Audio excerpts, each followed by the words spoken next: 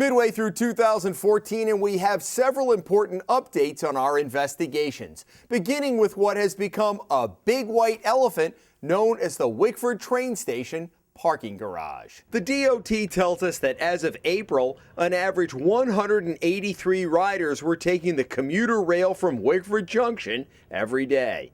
That's slightly less than the 200 from a year ago. But it's the parking garage that should have taxpayers concerned. The $25 million, four-story, 1,100-space behemoth costs more than $600,000 a year to operate. The state needs to have 500 people a day park there just to break even.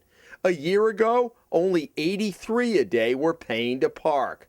The DOT tells us parking is currently free, an effort to boost ridership, and the $53,000 a month management costs are being covered with a federal grant.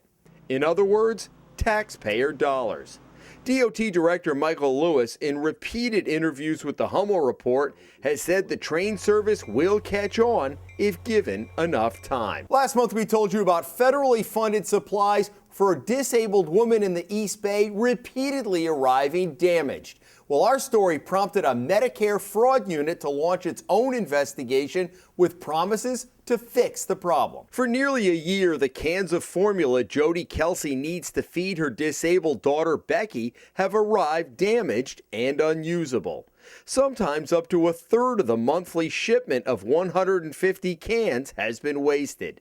They're shipped by a private company but paid for by the federal government. Our story last month has prompted a Medicare fraud unit to take a look of its own.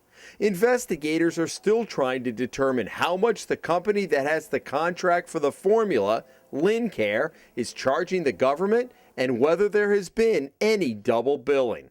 Meanwhile, Kelsey tells the Hummel report Lincare has vowed to deliver the next shipment directly from its office in East Providence, but that June shipment arrived via UPS from out of state with more dented cans. A renovated bike path in Coventry featuring a parallel horse trail raised some eyebrows when we first reported the story early last year. But now riders want to know, when is it going to be done? Local and state officials had hoped to have renovations to a 2.7-mile section of the Coventry Greenway completed by last fall. And while the paving is done, there's a punch list of work still to be completed before the path officially reopens. That may be news to many riders who we observed last weekend using the path, even though it's still officially closed. And what about that horse trail? This is how the entrance looked earlier this week. The town's recreation director could not pinpoint an exact date when everything will be complete, but is hoping sometime this summer.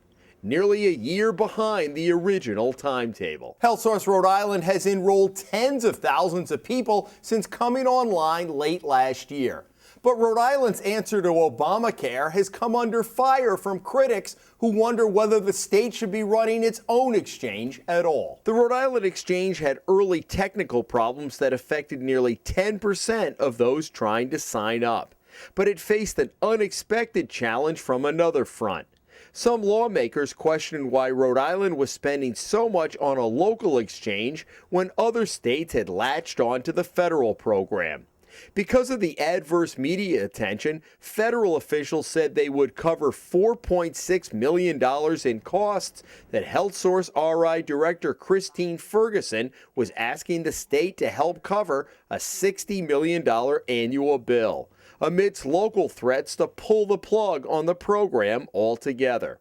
Meanwhile, Barrington businessman Mike Kelly, who we profiled this spring, said he continues to have difficulty with the insurance he signed up for in December.